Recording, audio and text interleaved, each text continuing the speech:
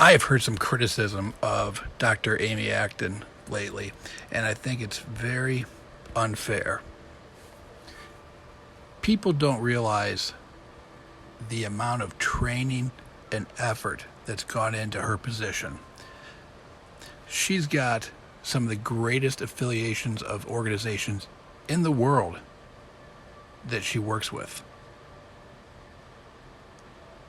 She has this reference point, this training, this backing that she gives to the state of Ohio every day. Let's take a look. That by the time you're infected and you do not know it, it will be another 2 weeks, and this is Hopkins research, 2 weeks before you will actually be hospitalized. Talked to Johns Hopkins, a colleague there who helped write one of the suggested plan sort of elements. We've been studying every possible plan and guidance out there. And he said Ohio should be... Question, epidemic risk has become a global strategic concern. I don't think we've ever been in a situation where we have had to respond to so many health emergencies at once. This is a new normal. Afloat, this would be the same. And if this is the rolling new normal, sometimes delaying the spread. Declaration to Wolf that large gatherings like sporting events or concerts may not return to his city until next year. It's difficult to imagine us getting together in the thousands anytime soon. So I think we should be prepared for that.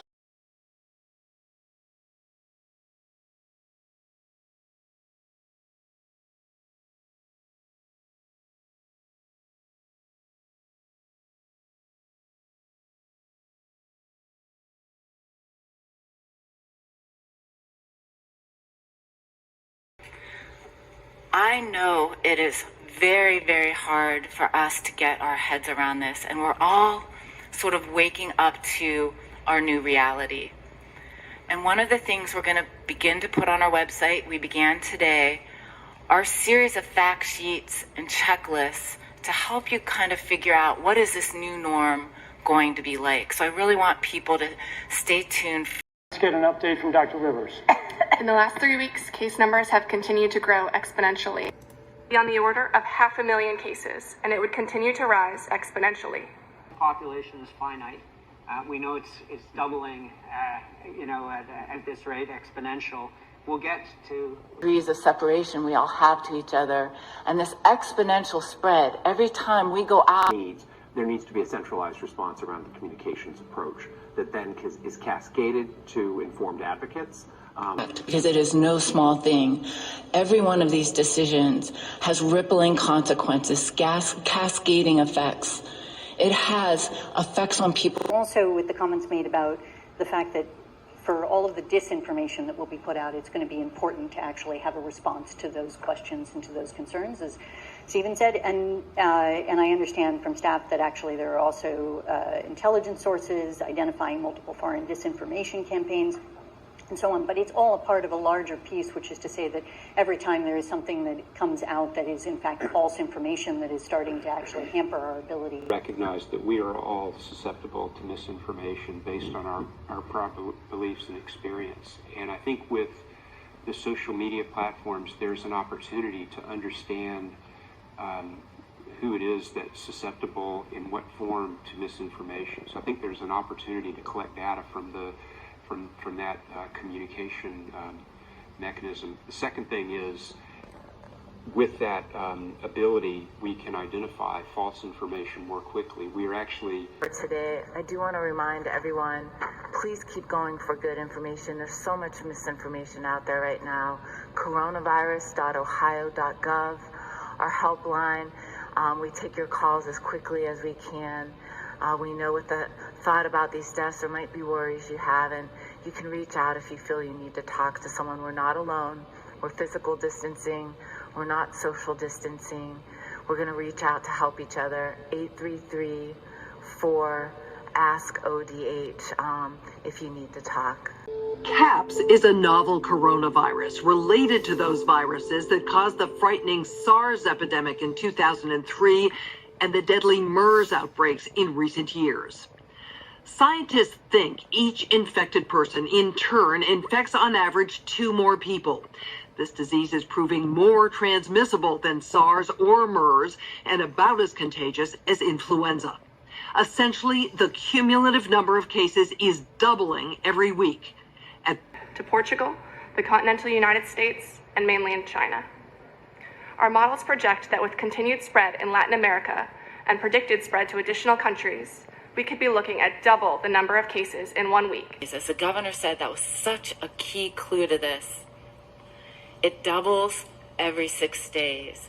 And if you think about it, everyone who's not spreading it, a significant demand for personal protective equipment like N95 masks and gloves are on the rise due to the pandemic. However, globally, hospitals are running low. Additionally, when we talk about what our hospitals are doing, I think you'll be very impressed. A lot of you are hearing about, personal protective equipment and the moves we're taking, asking for the limitation of unnecessary or perhaps elective surgeries is essential.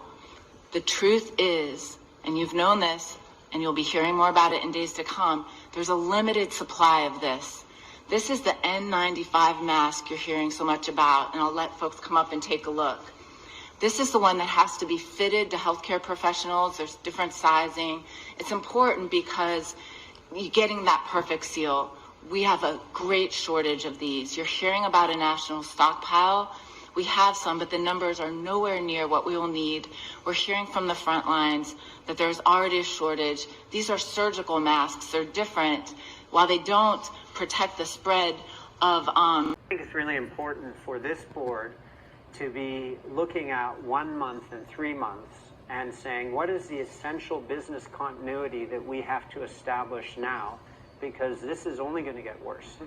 And we need to look at what are the most important functions to keep not only the global economy going, but also essential basic commodities to make sure that we're not going to get into fuel and food and other critical shortages that are going to accelerate economic contraction. So I think it's very important now to start projecting out to identify with the key constituencies that are responsible as part of the global ecosystem for managing life, critical supply, trade, and activity, to get those constituencies mobilized and begin to identify essential continuity plans. We are be flexible to the extent they can with their non-essential workers.